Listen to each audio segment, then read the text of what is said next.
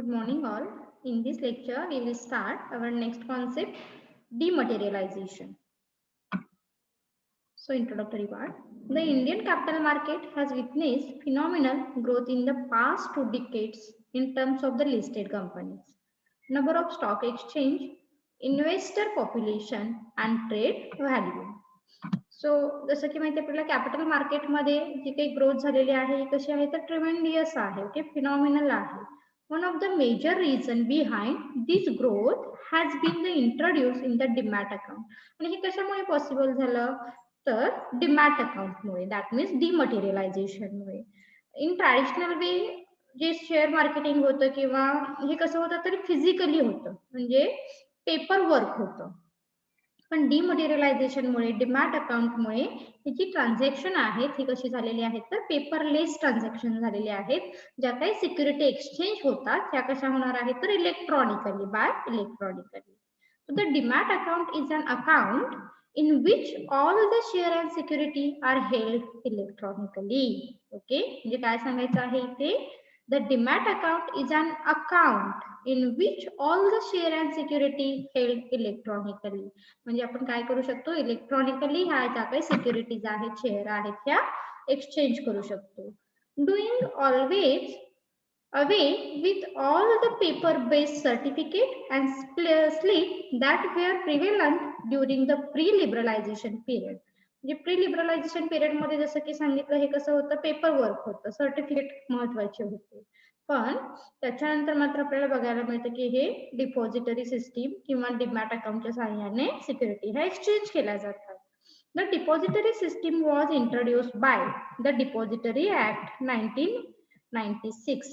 So 1996 हा depository act आहे, हा लक्षात ठेवा. which held in the elimination of the paper based system and made way for the safe electronic system in which every investor made transaction using a demat account. आणि या demat अकाउंटच्या सहाय्याने प्रत्येक investor काय करतो तर आपलं एक डीमॅट अकाउंट ओपन करेल आणि ह्या डीमॅट अकाउंटच्या सहाय्याने डीमॅट अकाउंटच्या हेल्पने सिक्युरिटी ह्या एक्सचेंज केल्या जातात. So this is very safe for electronic system. So ही मेथड कशी आहे तर सेफर आहे electronic system. So the process of conversion of share in to the electronic form is referred to as the dematerialisation. Dematerialisation म्हणजे काय तर ही एक प्रोसेस आहे. So the process of conversion of share in to the electronic form, जे काही share आहेत हे इलेक्ट्रॉनिक फॉर्म मध्ये कन्वर्ट केले जातात.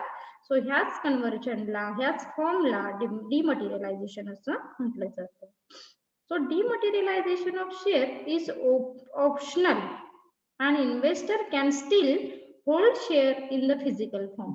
So investor physical form मध्ये सुद्धा सिक्युरिटी ह्या होल्ड करू शकतो.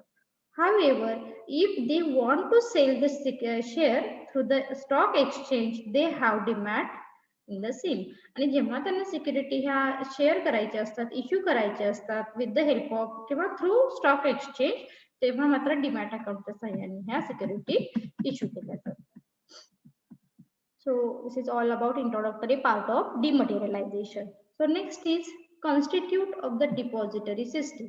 काय ही constitute दिलेले आहेत, काय आहेत बघा. डिपॉझिटरी काय आहे, डिपॉझिटरी बघू आपण. Depository is an organization which holds security of a shareholders in an electronic form. So depository is an organization. Depository काय आहे, एक ऑर्गनायझेशन आहे. Depository is an organization which hold security, जिथे सिक्युरिटी ह्या होल्ड केल्या जातात शेअर होल्डर कडून in an electronic form. पण कशा होल्ड केल्या जाणार आहेत तर इलेक्ट्रॉनिक फॉर्मच्या सहाय्याने. It is the body which is responsible for the storing and maintaining investor security in demat और इलेक्ट्रॉनिक फॉर्मॅट. आणि ह्या डीमॅट अकाउंटच्या सहाय्याने, इलेक्ट्रॉनिक फॉर्मॅटच्या सहाय्याने सिक्युरिटी ह्या स्टोअर केल्या जातात, सिक्युरिटी ह्या मेंटेन केल्या जातात. So it act as the security bank where dematerialise security are held in a custody. आणि ह्या एका कस्टडीमध्ये सेफ असतात, त्याला डिपॉझिटरी असं म्हटलेलं आहे. It maintain and record all the transaction related to the purchase and sale of demat security of the investor. It also facilitates transfer of ownership security in an electronic mode. आणि ह्या सिक्युरिटीची ownership heat transfer केली जाते electronic form मध्ये. Thus, a depository is just like another form of the custodian service. The difference being that the security are held an electronic form. ह्या ज्या security आहेत त्या electronic form मध्ये hold केल्या जातात, हेल्ड केल्या जातात, त्याला डिपॉझिटरी सिस्टीम असं म्हटलं जातं. डिपॉझिटरी म्हणजे काय सिंपल, तर ज्या सिक्युरिटी व्हाया इलेक्ट्रॉनिक होल्ड केल्या जातात, ओके, इलेक्ट्रॉनिक थ्रू होल्ड केल्या जातात, कस्टडियन केल्या जातात, त्याला डिपॉझिटरी सिस्टीम असं म्हटलेलं आहे. In India, two depository are in operation, that is National Security Depository Limited and Central Depository Service Limited. So ह्या दोन फेमस आहेत डिपॉझिटरी इंडिया मध्ये. Some of the service provided by the depository: maintaining record in electronic form, म्हणजे जे काही security तुमच्या कशा exchange केल्या जातात, त्याचे रेट कसे फ्लक्च्युएट होतात, ही इन्फॉर्मेशन इथे मेंटेन केली जाते. Dematerialization and rematerialization of security, settlement of security traded on the stock exchange. Okay, so हे डिपॉझिटरी सिस्टीम मध्ये इन्क्लूड असते. नेक्स्ट, द डिपॉझिटरी पार्टिसिपंट कोण आहेत बघा. आता डीपी कोण आहे. Depository participation means DP are the agent of the depository. आता ह्या डिपॉझिटरी ऑर्गनायझेशन मध्ये ज्या सिक्युरिटी आपण होल्ड केलेल्या आहेत ह्या कोणाच्या सहाय्याने केल्या जातात, तर ह्या एजंटच्या सहाय्याने. दॅट मीन्स डिपॉझिटरी पार्टिसिपेटच्या सहाय्याने. They are the intermediary between the depository and the investor. म्हणजेच कोण आहे डिपॉझिटरी पार्टिसिपंट आर ब्रोकर म्हणू शकतो.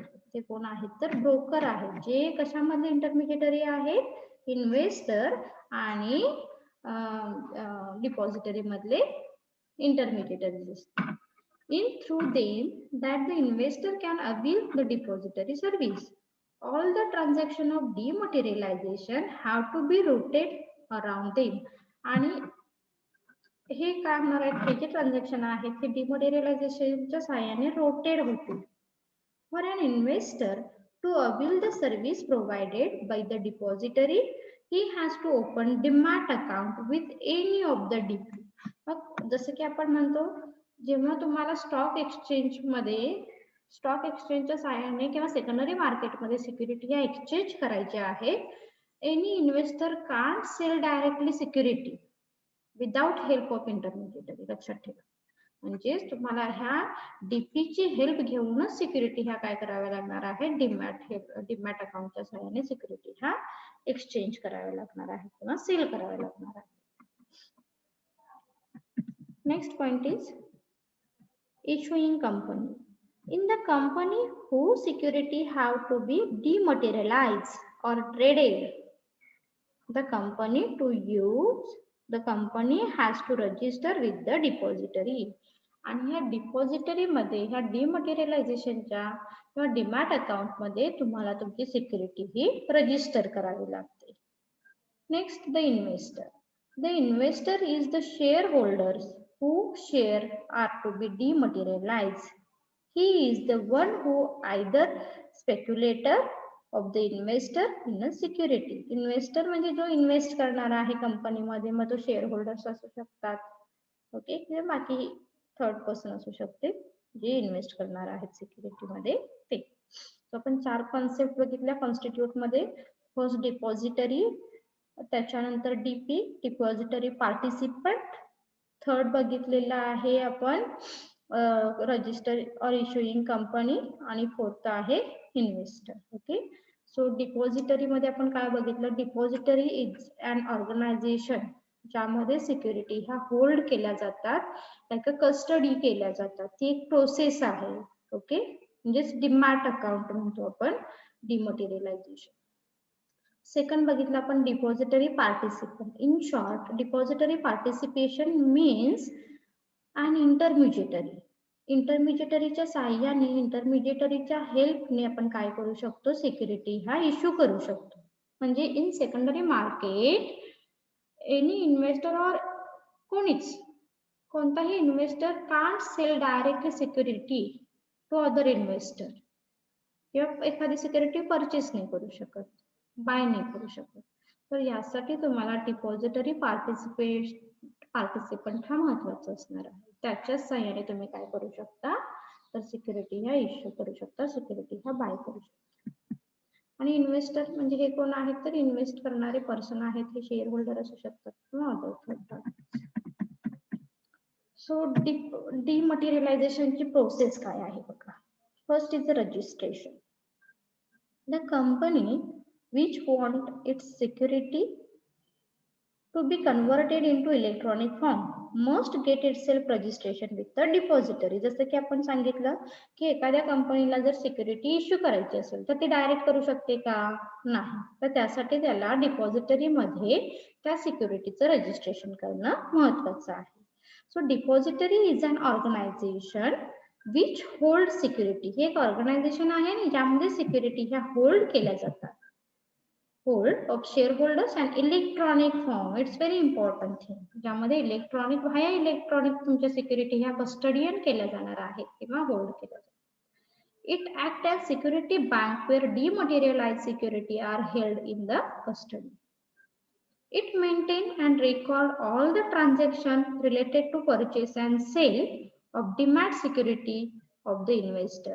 It also facilitates transfer of ownership of security in electronic form. म्हणजे तुमच्या सिक्युरिटीची ओनरशिप ही कुठे ट्रान्सफर होणार आहे, तर इलेक्ट्रॉनिक मध्ये ट्रान्सफर होणार आहे.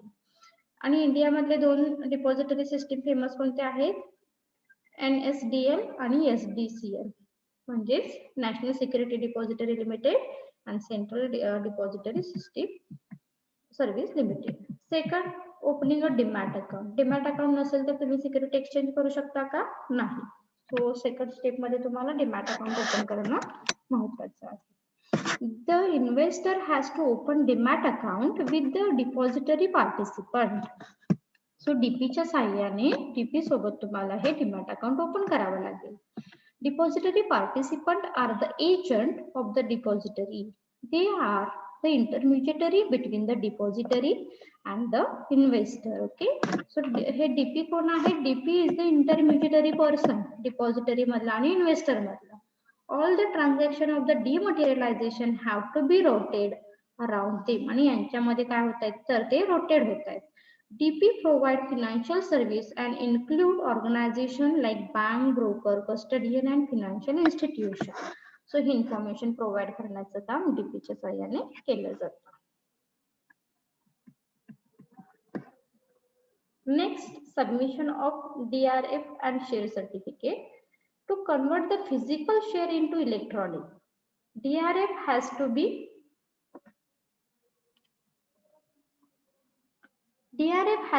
filled in triplicate and deposit along with share certificate.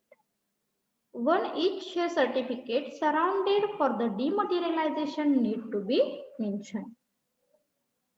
Next, forwarding of DRF and script certificate to the company register. The DP verify DRF in triplicate and script certificate received from the investor. So the DP give back the third copy of the DRF to the investor. So DRF कडून third copy घेतली जाईल, ती verify केली जाईल DP कडून. हे महत्त्वाचं असेल इथे. The DRF is the duly stamped by DP as acknowledgement. The DP put a cross remark. Okay, so DP काय करेल, क्रॉस रिमार्क करेल. That means surrender for demat on the page of script certificate. An original copy of DRF along with the script certificate is forwarded by DP to the company register. Next is forwarding a copy of DRF, a depository. The second copy of DRF is forwarded by DP to its depository. म्हणजे जे काही work आहे थोडक्यात तुमच्या लक्षात आलं, हे कोण करणार आहे, तर DP डिपॉझिटरी पार्टिसिपंटच्या सहाय्याने जे काही व्हेरिफिकेशन डॉक्युमेंटेशन असेल हे केलं जाईल.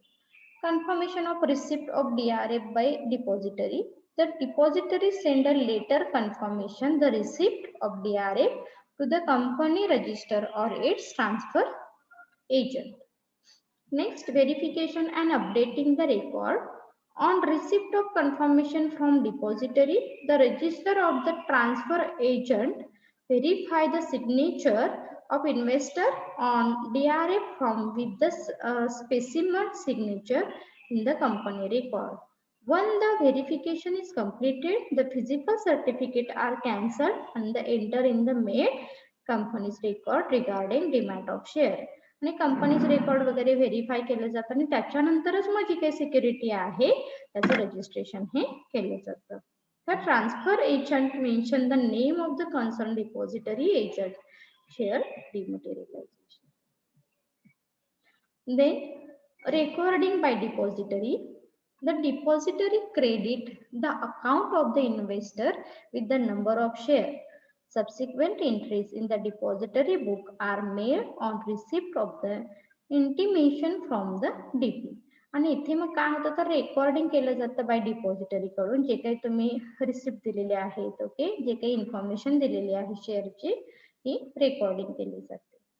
Next updating of record by depository आणि हे अपडेट पण केले जातात. So on receipt of confirmation of dematerialization, the depository credit the account of investor maintain electronically. आणि हे काय होणार आहे तर इलेक्ट्रॉनिकली मेंटेन केले जातात. It entered the client ID number and other detail of the investor in its record. आणि इथे तुम्हाला एक स्पेसिफिक आयडी दिला जातो नंबर दिला जातो. ओके सो ती एक तुमची आयडेंटिटी असते तुमच्या सिक्युरिटीची. Next and last step, confirmation to demat account holders. And finally, the confirmation relating to demat of share is sent by the DP to the investor. The DP send periodic statement to the demat account holder regarding the position on his account. So, अशा पद्धतीने डिमटेरियलायझेशन ची method ही follow केली जाते. So तुम्हाला question clear झाला असेल काही doubt असेल तर कमेंट सेक्शन मध्ये विचारलं तरी चालेल. थँक्यू.